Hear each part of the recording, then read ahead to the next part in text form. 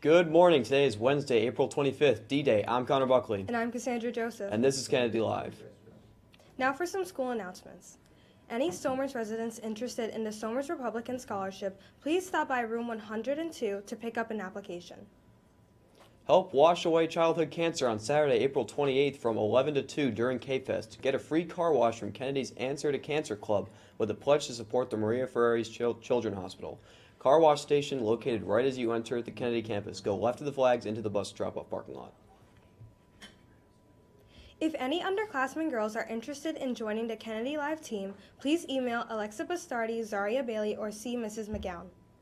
A push review will be held on Tuesdays and Thursdays after school in room 100 for the next 2 weeks.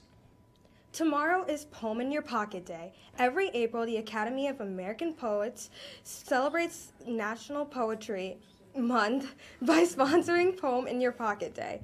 People celebrate by selecting a poem, carrying it with them, and sharing it with others throughout the day at schools, bookstores, libraries, parks, and workplaces, or even on social media using the hashtag #PocketPoem.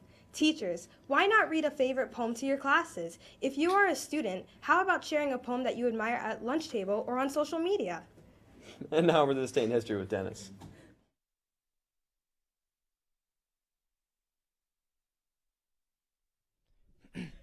Good morning, Kennedy Catholic. I'm Denis Burov with This Day in History. On this day in 1938, a seeing eye dog is used for the first time. In 1953, Francis Crick and James Watson's discovery of the double helix structure of DNA is published in Nature magazine. In 1954, Bell Labs announces the first solar battery made from silicon. It has about 6% efficiency. In 1990, the Hubble Space Telescope is placed into orbit by Shuttle Discovery, and in 2005, Bulgaria and Romania signed accession treaties to join the European Union. That's all for this day in history. Now back over to the anchors.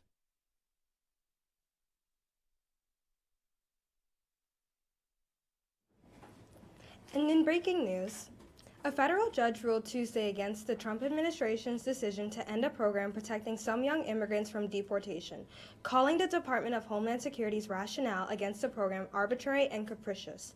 U.S. District Judge John D. Bates in Washington wrote that the decision to rescind the Deferred Action for Childhood Arrivals program was unlawful and must be set aside.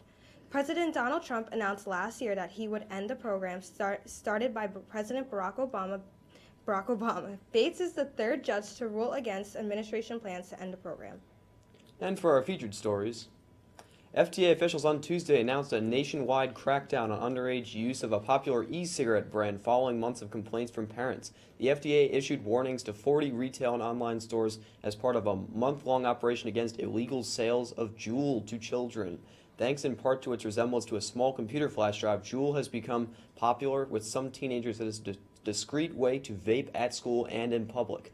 Parents, teachers, and principals say they are struggling to control the booming trend.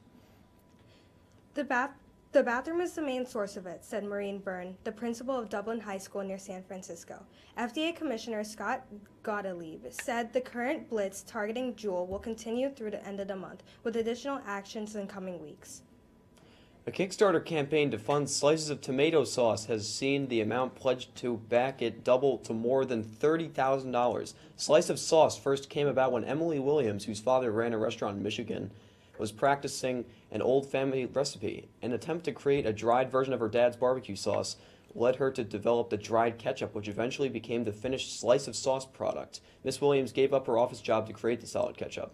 Now they have smashed their fundraising goal. The aim is to create the slices by hand in a state-of-the-art manufacturing facility in Brooklyn. It's a very different way to use ketchup. And now over to sports with Gibby.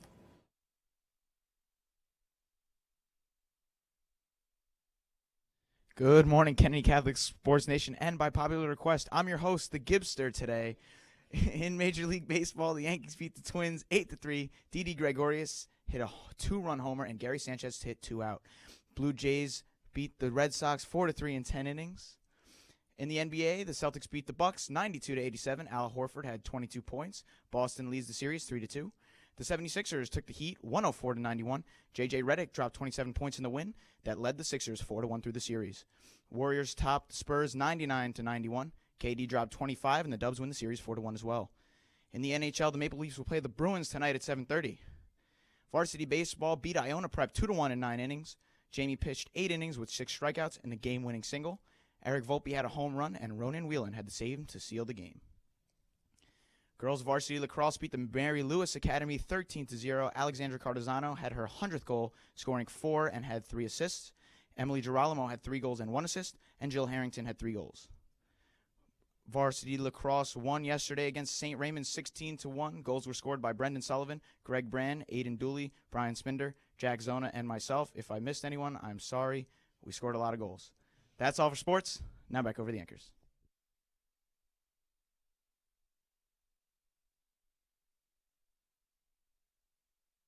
Thank you, Gibby. Well, I'm Connor Buckley. And I'm Cassandra Joesph. And this has been Kennedy Live. Have a great day.